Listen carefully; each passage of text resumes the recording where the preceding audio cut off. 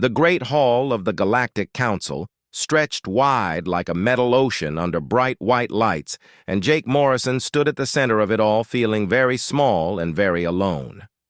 His dark blue uniform carried the Earth symbol on his chest, but today it felt more like a target than a badge of honor. Around him rose tier after tier of seats filled with beings from across the galaxy, and every single one of them was staring down at him with expressions he could not read on faces that were not human.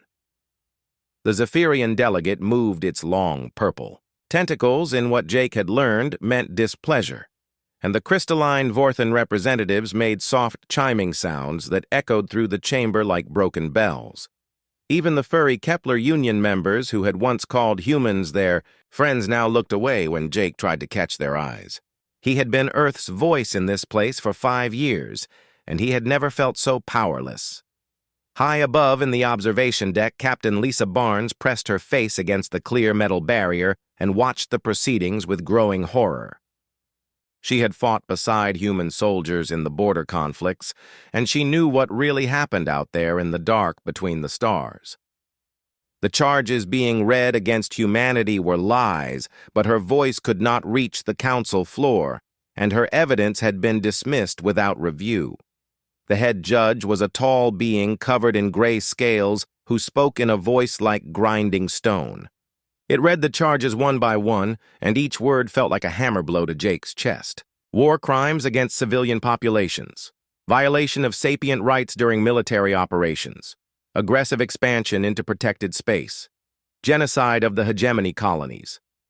The list went on, and Jake wanted to scream that none of it was true, but he had already given his defense, and the council had not listened.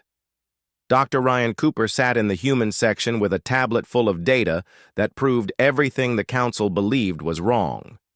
He had been on the ground during the border conflicts as a xenobiologist studying alien life forms, and he had seen the hegemony ships attacking human colonies first. He had collected soil samples that showed hegemony weapons had been used against their own people to make it look like human attacks. He had recorded conversations between hegemony commanders planning false flag operations. But when he tried to present this evidence, the council said it was fabricated and refused to hear it. The voting began, and Jake watched his world crumble one species at a time. The Zephyrians voted for complete isolation. The Vorthans chimed their agreement. The insectoid hive collective buzzed their approval. Species after species voted to cut humanity off from the galactic community, and with each vote, Jake felt Earth growing more distant and alone. Even the Kepler Union, who had traded with humans for decades, chose to abstain rather than defend them. Lisa Barnes wanted to break through the barrier and shout the truth, but her security escort kept her firmly in place. She had commanded human ships in 3 different conflicts, and she knew her people were not the monsters the council painted them to be. Humans made mistakes like any species, but they did not commit genocide, and they did not attack innocent civilians. Someone had fed the council false information, and someone was going to pay for this injustice. The final vote count appeared on screens throughout the chamber, and Jake felt his heart stop. Humanity was found guilty on all charges by an overwhelming majority. The punishment was immediate severance of all communication networks between human space and the rest of the galaxy. All trade agreements were canceled. All diplomatic relations were ended. Earth and her colonies would be completely cut off from galactic civilization until they proved they had reformed their aggressive ways. As the judge announced the sentence, Jake noticed something strange in the crowd. A few beings were not celebrating with the rest. A young Zephyrian in the back kept its tentacles still, and several Vorthans had stopped their victory chiming. These few seemed troubled by what had just happened, and Jake wondered if maybe not. Everyone believed the lies about humanity. The communication blackout would begin immediately, and Jake knew this was his last chance to send a message to Earth. He activated his personal transmitter and spoke quickly before the council could stop. Him. He told his people that this was not the end but the beginning of something new. He told them to stay strong and keep searching for the truth because somewhere in the galaxy there were still beings who would listen. As the security guards led Jake away from the podium, his transmitter picked up one final message from an unknown sender. The voice was distorted, and the transmission was encrypted, but the words were clear. Some truths are worth the darkness that follows. Jake did not know who had sent the message, but he held on to those words as the lights of the council chamber faded behind him and humanity entered its time of silence. 6 months had passed since the galaxy turned its back on humanity, and Admiral Kate Sullivan stood on the bridge of her ship, watching technicians work to install new communication arrays that might help Earth talk to her scattered colonies.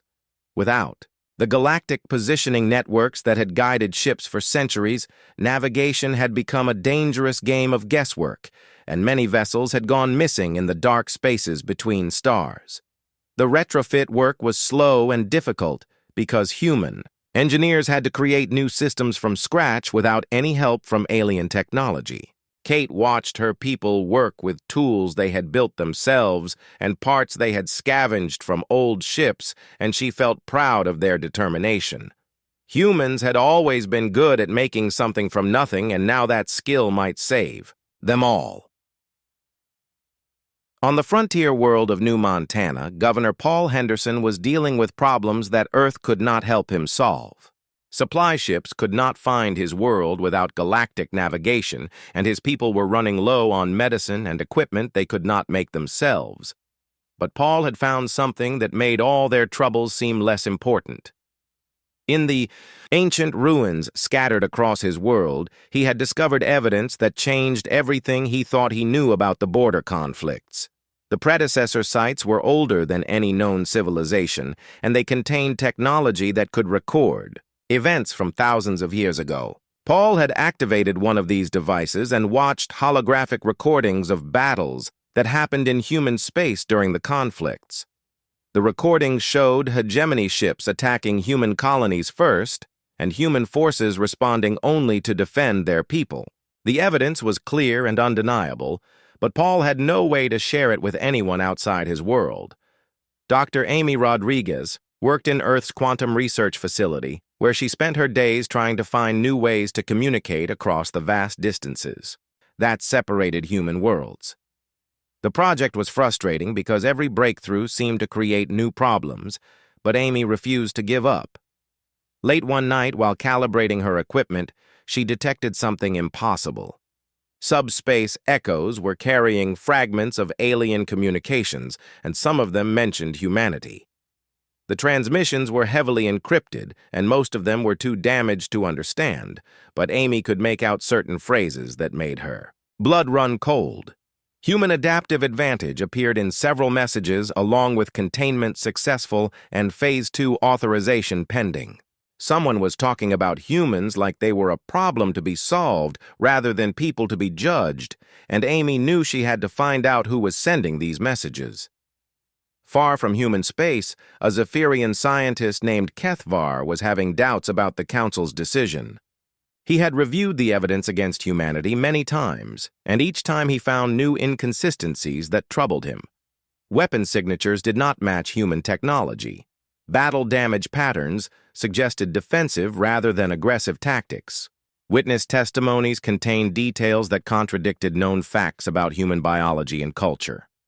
Kethvar decided to conduct his own investigation, even though questioning the Council's judgment could end his career. He reached out to a Vorthan crystallographer called Harmony of Truth, who had also expressed private concerns about the evidence. Together they began to examine the data that had been used to condemn humanity, and they found problems everywhere. They looked. Meanwhile, Paul Henderson made another discovery in the predecessor ruins. Ancient warning systems had recorded massive energy signatures consistent with hegemony weapons firing on hegemony colonies during the time period when humans were supposed to have committed genocide. The recordings showed hegemony ships destroying their own settlements and then broadcasting distress calls claiming human attackers had fled the scene. Amy Rodriguez finally cracked the encryption on one of the alien transmissions, and what she found made her hands shake. The message contained detailed plans for something called the Cleansing Protocol, which described humanity as a threat to galactic stability that needed to be contained and eventually eliminated. The transmission was signed by high-ranking officials from multiple council species, including some who had voted for humanity's isolation. Kate Sullivan received Amy's report and immediately understood the implications. The isolation was not punishment for human crimes, but the first step in a plan to destroy humanity completely. She ordered her communication teams to work faster and began preparing messages that could be sent to every human world, warning them of the danger they all faced. Kethvar and Harmony of Truth made their own disturbing discovery when they accessed classified council databases. Financial records showed that several species had already begun claiming territory in human space and dividing up trade routes that humans could no longer use. The isolation was not about justice, but about profit and expansion disguised as moral authority. On a distant world, Captain Danny Foster was leading a patrol mission when his ship detected a distress signal from a non-aligned planet. The signal was faint, and his orders were to avoid contact with non-human vessels, but Danny could not ignore a call for help. His ship changed course and headed toward the source of the transmission, even though helping aliens might violate the terms of humanity's isolation. What Danny found when he arrived at the planet made him question everything the Council had told the galaxy about human nature. The distress signal came from a small research station that was under attack by raiders flying ships that carried human identification codes. But when Danny scanned the attacking vessels, he discovered something impossible. The ships were using Council military equipment, and the energy signatures matched weapons that humans had never possessed. The raiders fled when they detected Danny's ship, but they left behind evidence that proved they were not human despite flying under human transponders. Danny collected wreckage and recorded everything he could find, knowing that someday this evidence might help clear humanity's name. As he prepared to leave the planet, the research station sent him a message thanking him for his help and asking why humans would save aliens when the galaxy had abandoned them. Danny's answer was simple. Because it was the right thing to do, and humans had never needed the galaxy's permission to do what was right. 1 year into the silence that surrounded humanity like a wall of stars, Commander Steve Mitchell was leading his ship through unexplored space when sensors detected something that would change everything. Floating dead in the void was a hegemony vessel that had been missing since the border conflicts, and when Steve's boarding team cut through its hull, they found intact data logs that the hegemony had never meant for anyone to see. The ship's computer contained detailed records of false flag operations planned and executed by Hegemony Command. Video files showed Hegemony soldiers disguising their weapons to look like human technology. Audio recordings captured conversations between Hegemony officers discussing how to make their attacks on civilian targets appear to be human war crimes. Most damning of all were the operational plans that laid out exactly how the Hegemony intended to frame humanity for genocide while expanding their own territory. Steve transmitted copies of everything to Earth, knowing that this evidence could prove humanity's innocence, but also knowing that no one in the galaxy would hear their side of the story. The communication blackout meant that humans could shout the truth as loud as they wanted, and the rest of the galaxy would never know. Still, the evidence had to be preserved because someday the silence would end and humanity would need proof of what really happened. Dr. Elena Torres had spent months analyzing every piece of data Earth possessed about the species that voted for humanity's isolation, and the pattern she discovered made her sick with anger. Every single species that supported the isolation had gained something valuable from humanity's removal from galactic society. Trade routes that once belonged to human merchants had been redistributed to council members. Colonies that humans had been forced to abandon were now being settled by alien populations. Territory that had been disputed was suddenly awarded to species that had voted against humanity. The isolation was not justice, but theft on a galactic scale, and Elena's analysis proved that the Council had planned this outcome long before the trials began. Financial records showed massive preparations for post-isolation expansion that had started months before humanity was even charged with any crimes.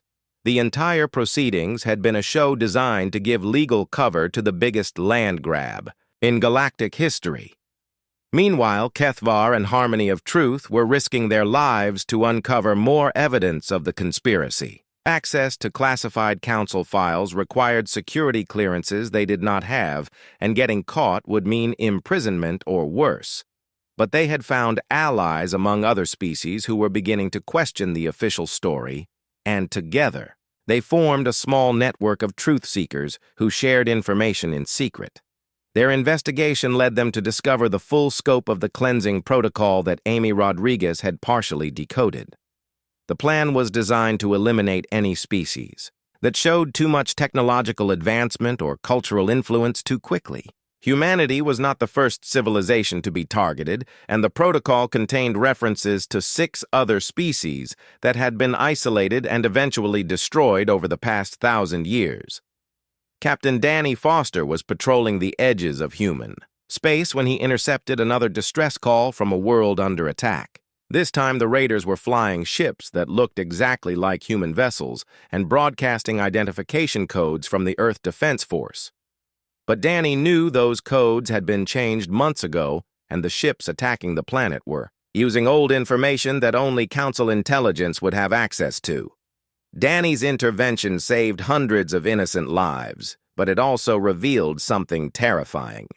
Someone was using fake human ships to commit atrocities across the galaxy, and then broadcasting the evidence to prove that humanity was still dangerous despite being isolated. The false flag operations had not stopped with the isolation, but had expanded to justify whatever the Council planned to do next. On Earth, President Nicole Adams was dealing with the growing crisis of maintaining contact with human colonies scattered across dozens of star systems. Without galactic navigation networks and communication relays, many worlds had gone completely silent, and rescue missions often ended in disaster when ships could not find their way home. Humanity was slowly being strangled by its own isolation, and Nicole knew they were running out of time. Then, the impossible happened. A message arrived through quantum encryption channels that bypassed every known monitoring system and contained files that made Nicole's hands shake as she read them. The transmission included complete records of council planning sessions where leaders discussed the cleansing protocol and debated how long to wait before moving to Phase 2 of humanity's elimination. The message came with proof that an alien resistance movement was working to expose the conspiracy, and they wanted to coordinate their efforts with human intelligence services. For the first time since the isolation began, Nicole felt hope that humanity might not be facing this darkness alone. Dr. Marcus Thompson was analyzing the intercepted council communications when he realized that humanity's forced isolation had created an unexpected advantage. Without access to galactic technology standards, human engineers had been forced to innovate in directions that no other species had explored. New propulsion systems that council sensors could not track, defensive technologies based on principles that alien science had never considered, communication methods that worked outside the networks the council controlled. Humanity's isolation had not weakened them but had forced them to become stronger and more independent than any species in galactic history. They no longer needed the Council's approval or assistance to survive, and that independence was exactly what the Council had feared when they decided humanity had to be destroyed. Commander Beth Williams led a covert mission to re-establish contact with humanity's outer colonies using the new navigation systems that human engineers had developed. What she found amazed her. Cut off from galactic trade and technology, the colonies had not just survived, but had thrived by developing solutions to problems that the Council insisted required galactic cooperation. Each world had become a laboratory for human innovation, and the results were extraordinary. Agricultural techniques that produced more food with less resources, manufacturing processes that created stronger materials from common elements, social systems that promoted cooperation without the rigid hierarchies that dominated council species. The Colonies were proof that humanity did not need the galaxy, but Beth suspected that the galaxy might desperately need humanity. The question was whether they would realize that before the Council moved to Phase 2 of their plan to eliminate the human threat forever. Kethvar risked everything to send a message to the human resistance through the same quantum channels they had used to contact Earth. His message was simple but profound. The truth seekers were ready to act, and they had evidence that could bring down the conspiracy. All they needed was coordination with human forces and the courage to reveal everything to a galaxy that had been lied to for far too long. The alien resistance that called themselves truth seekers had grown from a handful of concerned scientists to a network that spanned dozens of worlds and included members from nearly every major species in the galaxy. Kethvar coordinated their activities from his research station while Harmony of Truth used crystalline communication methods to share information that Council monitors could not intercept. Their investigation had uncovered the full horror of the cleansing protocol, and they knew that time was running out for humanity. Phase 2 of the protocol was scheduled to begin within months, and it called for direct military action against human worlds under the pretense of preventing further human aggression. False flag operations would escalate until the Council could justify a full-scale invasion that would eliminate humanity as a threat to galactic stability. The truth seekers had evidence that weapons were already being moved into position and that several species were preparing their fleets for what they believed would be a righteous war. On Earth, President Nicole Adams received regular updates from the resistance through quantum channels that her best scientists still could not fully understand. The technology appeared to be based on principles that human physics had not discovered, but the aliens sharing it seemed genuinely committed to preventing humanity's destruction. Nicole authorized her intelligence services to work directly with the truth seekers and to share any evidence that might help expose the conspiracy. Dr. Marcus Thompson had become Earth's liaison with the alien resistance, and he spent his days coordinating information, sharing between human intelligence and truth seeker operatives. The picture that emerged from their combined evidence was staggering in its scope and terrifying in its implications. The Council's leadership had been planning humanity's elimination for decades, and the border conflicts had simply provided a convenient excuse to begin the process. But humanity's forced isolation had created opportunities that the conspirators had not anticipated. Cut off from galactic technology, humans had developed innovations that made them more dangerous than the Council realized. Admiral Kate Sullivan oversaw the construction of new vessels built with revolutionary human designs that could outrun Council ships and fight with weapons that alien shields were not designed to stop. The truth seekers provided detailed intelligence about Council fleet movements and defensive capabilities, while human engineers designed countermeasures that exploited weaknesses in alien technology. For the first time since the isolation began, humanity was preparing to fight back rather than simply endure, and the resistance was ready to help them win. Captain Danny Foster had become one of Earth's most valuable intelligence assets because his patrol missions took him to the edges of human space, where he could monitor alien activities without being detected. His ship had been equipped with new stealth technology that made it invisible to Council sensors, and he used this advantage to gather evidence of the false flag operations that were being staged to justify Phase 2. Danny's recordings showed Council military units disguised as human raiders attacking civilian targets and broadcasting their crimes as proof of humanity's continued aggression. The attacks were carefully planned to maximize outrage and minimize investigation, and they were working exactly as intended. Across the galaxy, public opinion was turning against humanity as news of fresh atrocities spread through alien media. But the truth seekers were ready with their own plan to counter the propaganda war. They had spent months preparing a coordinated release of evidence that would expose the conspiracy simultaneously across thousands of worlds. Kethvar had developed distribution methods that could penetrate Council communication networks, while Harmony of Truth had created authentication protocols that would prove the evidence was genuine. Dr. Elena Torres worked with resistance operatives to identify key figures in each species' government who might be willing to listen to the truth if it was presented correctly.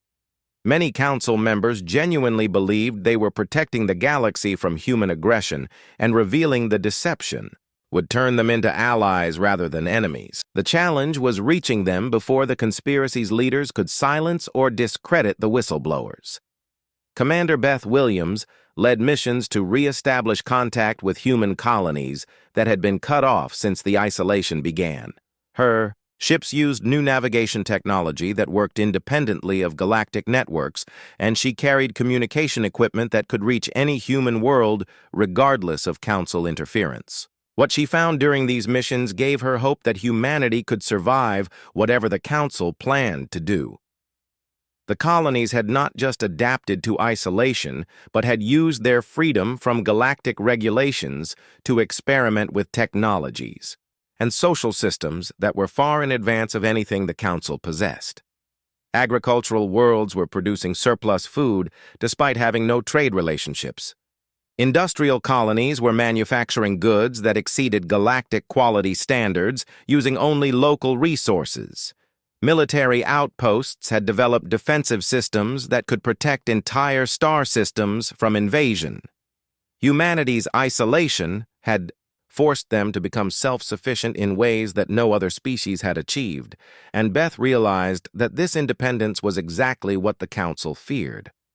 A humanity that needed nothing from the galaxy but could offer everything to it was a threat to the entire power structure that kept Council species dependent on each other.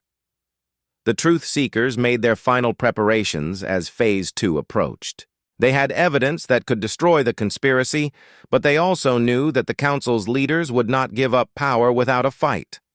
The revelation would trigger a galaxy-wide crisis that could lead to civil war between species that had been allies for centuries. Kethvar sent a final message to Human Command, asking if Earth was ready to break their silence when the time came.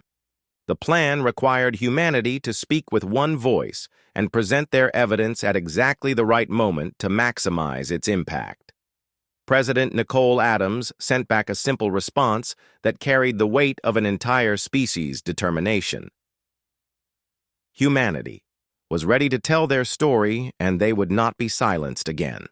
The Truth Seekers had given them the tools to reach every world in the galaxy, and human courage would provide the strength to use them. Phase 2 would begin soon, but it would not proceed as the conspirators expected, because this time the galaxy would hear both sides of the story. Commander Steve Mitchell prepared his ship for the most important mission in human history. His vessel would carry the evidence that could save his species, but it would also carry something more valuable than proof. It would carry hope that truth could triumph over lies, and that justice could prevail even when it seemed impossible. The silence that had surrounded humanity for so long was about to be broken, and when it ended, the galaxy would never be the same. 2 years had passed since humanity entered their forced silence, and the Truth Seekers had grown into something that terrified the Council's leadership. What had begun as a small group of concerned scientists had become a multi-species coalition that included military officers, government officials, journalists, and ordinary citizens who refused to accept the lies they had been told about humanity.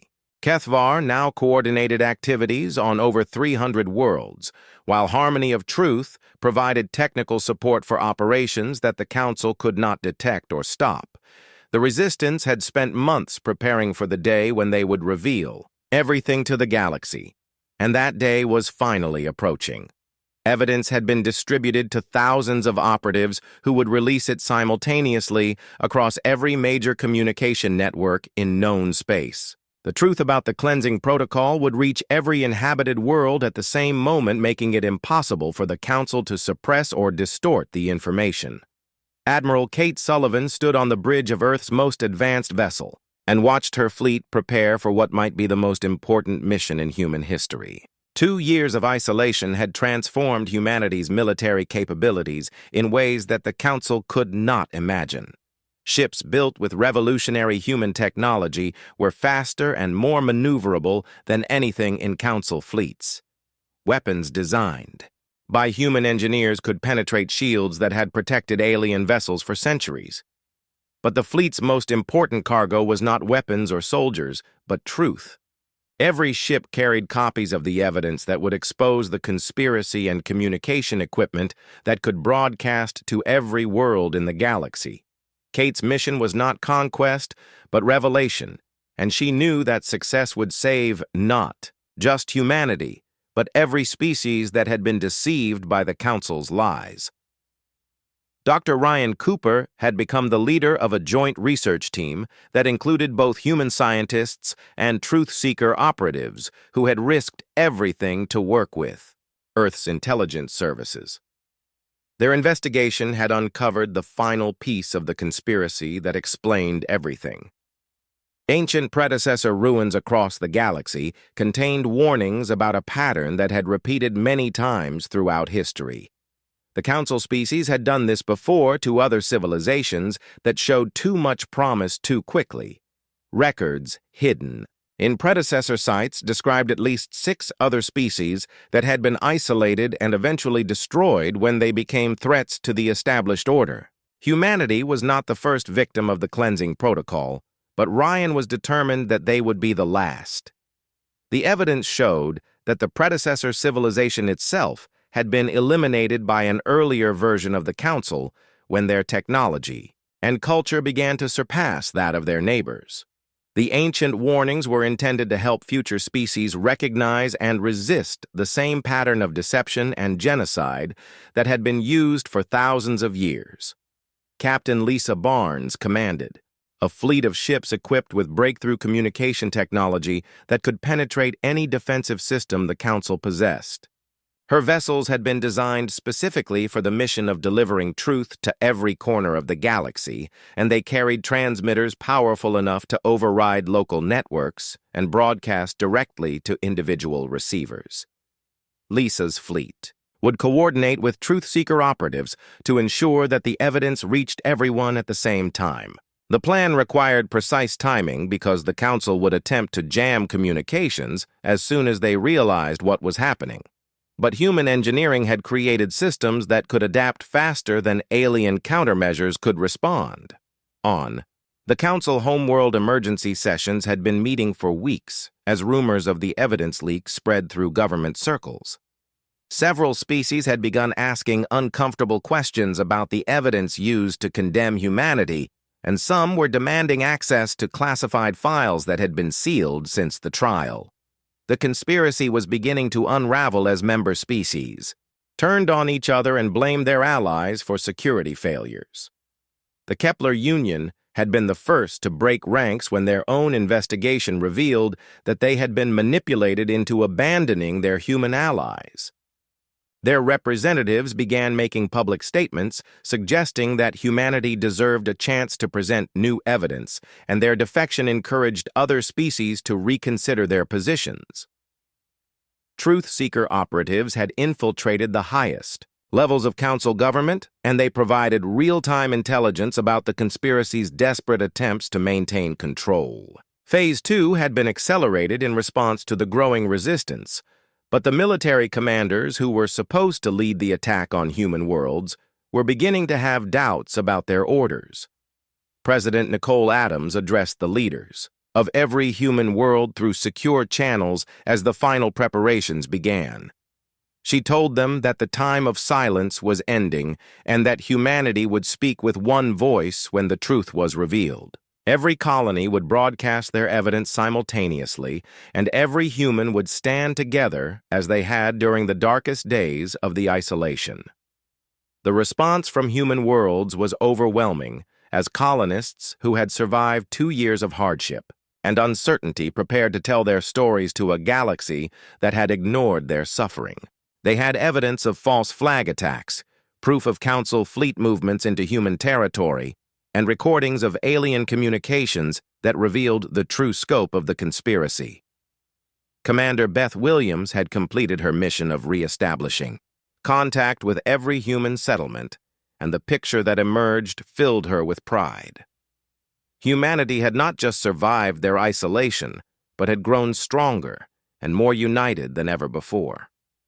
Technologies developed during the silence gave them capabilities that no other species possessed, and their determination to seek justice had never wavered. Dr. Amy Rodriguez monitored alien communications as the moment of revelation approached, and she detected growing panic among council leadership. Emergency meetings were being called at all hours, and military units were being repositioned to protect government facilities from potential unrest. The conspirators knew that their lies were about to be exposed, and they were preparing for the chaos that would follow. Captain Danny Foster led reconnaissance missions that confirmed the Truth Seekers' intelligence about Council fleet movements. Ships were being moved into attack positions around human space under the cover of routine training exercises, but their true purpose was to begin Phase 2 the moment the evidence was released. The Council planned to claim that the revelations were human propaganda designed to justify aggression against innocent alien worlds. But humanity and their allies were ready for this response. Every piece of evidence had been authenticated using methods that the Council's own scientists had, developed and verified by independent sources that no one could accuse of bias. The truth would stand against any lie the conspirators tried to tell. The day of reckoning had arrived, and across the galaxy, truth seekers prepared for the moment when silence would be broken forever. Kethvar sent the final activation codes that would begin the coordinated release, while Harmony of Truth opened channels that could reach every inhabited world in known space. After 2 years of darkness, humanity was about to step back into the light, and they would not be alone. The moment arrived like dawn breaking across a galaxy that had lived in darkness for too long, and suddenly every communication network in known space carried the same signal. Truth Seeker operatives activated their transmitters while human ships broadcast evidence that could not be denied or distorted. Video recordings of hegemony false flag operations played on screens in alien homes. Audio files of council leaders planning genocide reached the ears of citizens who had trusted their governments. Documents detailing the cleansing protocol appeared on networks across thousands of worlds. Captain Danny Foster led the first wave of ships carrying truth to the heart of Council space, and his vessel transmitted continuously as it approached the home world where the conspiracy had been born. His broadcasts included recordings of the false human raiders who had used Council equipment to attack innocent worlds and evidence that Phase 2 had been planned before humanity was ever charged with crimes. The galactic response was immediate and overwhelming as species after species realized they had been manipulated into supporting genocide. The Zephyrian population erupted in protests, demanding the resignation of their delegate who had voted for humanity's isolation. Vorthan crystal singers created harmony patterns that mourned the injustice done to innocent humans. The insectoid hive collective broadcast apologies to every human world they could reach.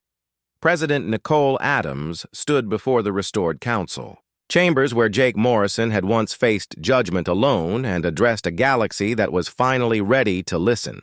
Her words were carried to every inhabited world by networks that the conspiracy could no longer control, and her message was simple.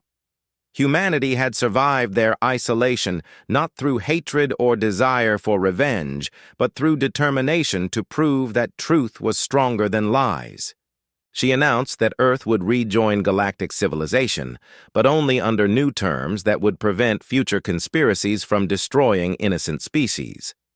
The new Galactic Compact would include transparency requirements that made secret planning impossible and protection protocols that defended any civilization accused of crimes until evidence could be properly reviewed.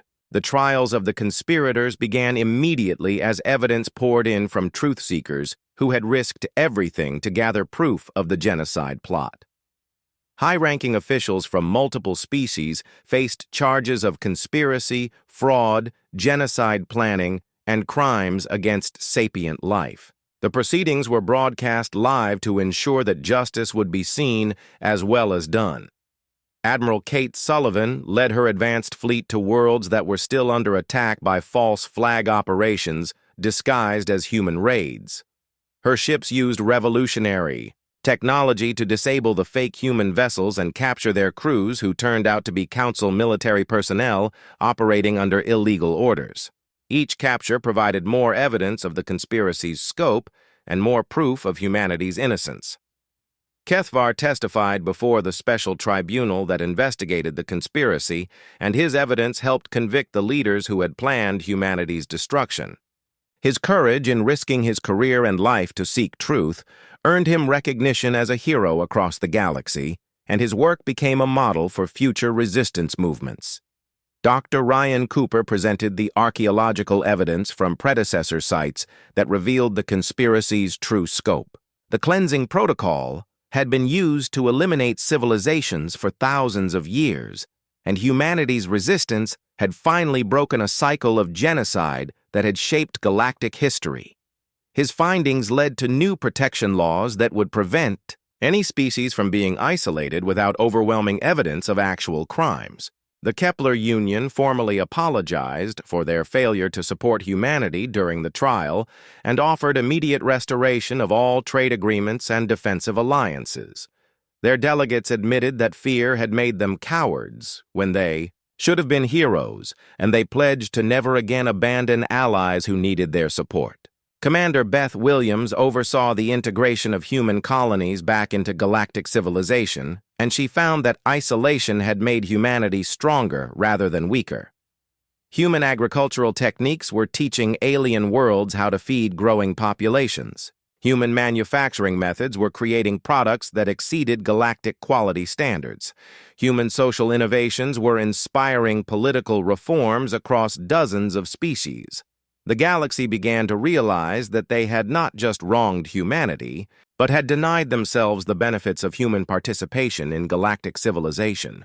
2 years of isolation had cost everyone as trade networks struggled without human merchants, research projects failed without human scientists, and conflicts escalated without human diplomats. Jake Morrison returned to the council chambers where he had once stood alone and delivered the closing statement at the conspiracy trials. His words echoed through the hall where lies had once been accepted as truth and justice had been perverted into vengeance. He spoke of the strength humanity had found in standing alone and the forgiveness they offered to those who sought redemption. The sentences handed down to the conspirators were severe, but focused on justice rather than revenge.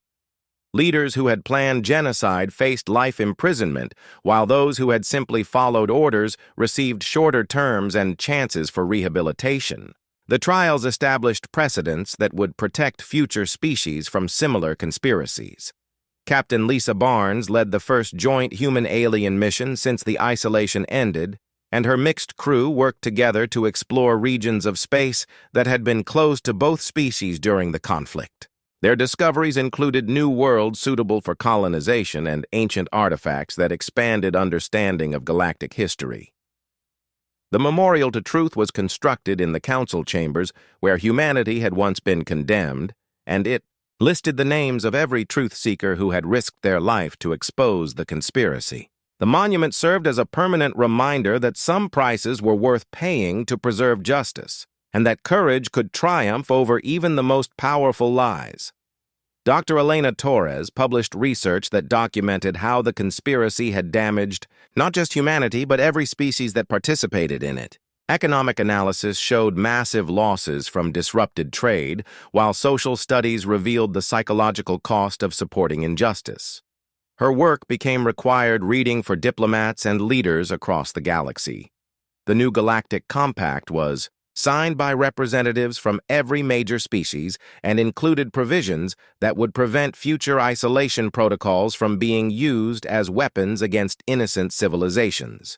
Truth verification requirements ensured that evidence would be properly reviewed, and transparency mandates made secret conspiracies impossible to maintain.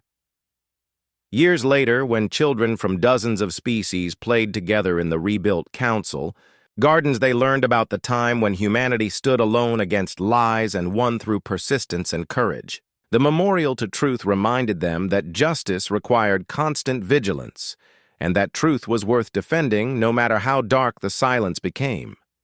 Humanity had returned to galactic civilization not as victims seeking sympathy or conquerors, demanding tribute but as equals offering partnership based on mutual respect and shared commitment to justice. The silence had been broken, and it would never fall again, because too many voices now knew the value of speaking truth in the face of lies.